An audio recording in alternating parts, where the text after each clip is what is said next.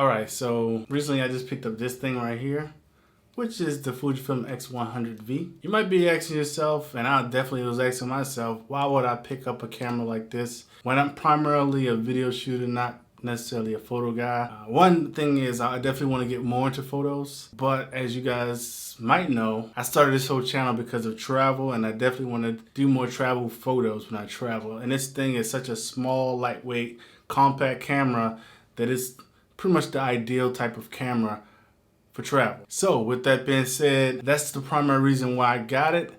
And I'm going to kind of go through my initial impressions of this camera and let you know what I like about it. Now, I've been recently, in the last year or so, been getting into Fuji a lot, and I love their cameras. So some of the things I love about this camera, well, obviously, like I said, it's a small, lightweight, travel-friendly camera. It's a fixed lens, so you get everything that you need in that one package. Obviously, that limits your options when it comes to focal lengths and stuff like that, because it has a fixed 23mm lens, which is equivalent to about 35mm on a full frame camera. For street photos or walk around photos, 35mm is actually pretty good. I think it's pretty much perfect, but I don't know if I like the 24mm or the 35. I don't know which one I like better yet. The 24, of course, is a wider angle, so you get a lot more stuff in the frame. But the 35, it punches in, so you don't have to get as close when you're trying to take street photos. One of the great things about this camera also is it has a digital punch-in, which it goes to 50mm and also 70mm. So if you want to just get some more punched-in shots,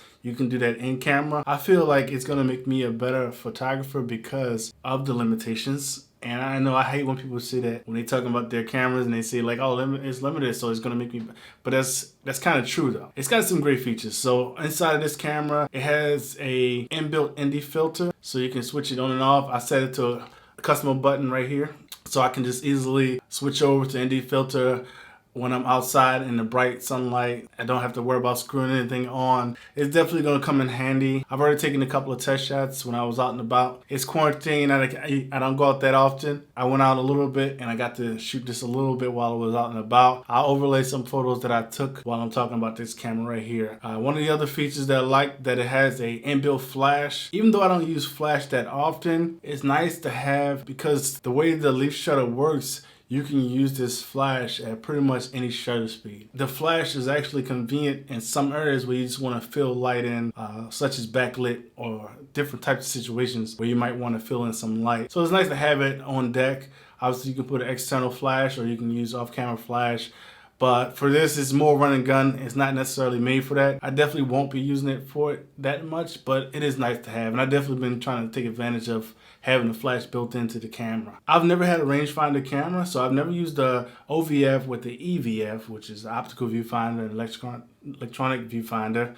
But I've never used that combination, and it's very nice because when I'm framing with the OVF, it gives me different perspectives, and it just feels like, I don't know, it just gives me a different shot than I would intentionally do with the EVF. So I kind of like that, but I also like having that option for an EVF. Being a small camera is somewhat discreet from what I noticed. Even though I haven't taken a lot of photos with this camera, that it's not as noticeable, and a lot of people don't look at you as awkward because it's very unassuming. It doesn't look like a professional camera. If you go out with the EOS R, the A7 III with the big lens on the front, then people are going to look at you like you shooting some kind of professional shoot, and it's going to draw a lot of attention to yourself. However, when you go out with something like this, it doesn't draw as much attention to you, and then you can also just get your photos off. I think, actually, to be honest with you, I feel like a phone draws more attention to you than a camera like this. Alright, so let me get into a couple of things that I don't like about this camera. There's a lot of limitations placed on it with the physical buttons. I like to use a lot of custom buttons when I'm on my cameras, so I can easily switch between modes. Having to use the touch screen in place of physical buttons is okay, but I don't like to necessarily go to the screen all the time when I want to use those buttons. But I've been able to work around with it so far.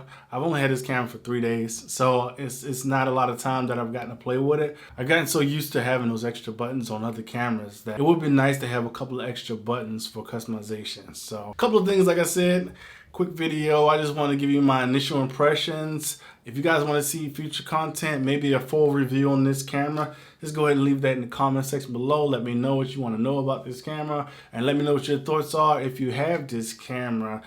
With that being said, I've been in the house, man. This last couple of weeks, We've been stuck in the house. I'm in a city where they actually put us on a lockdown, so we can't even leave the city. So somebody actually brought out mail to us because we can't even get to the place to pick up our mail. So luckily, somebody was nice enough to bring mail down to all the people that live in this city. And if you guys don't know, I live in Kuwait. That's where I work at and that's where I live.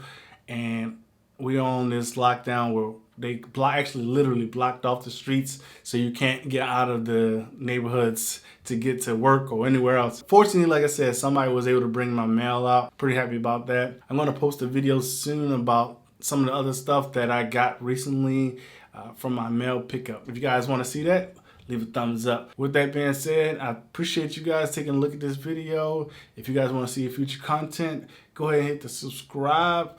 And I'll see you guys on the next video. Peace. You know, gotta move those legs to the beat. You know the beat. Gonna set you free, free.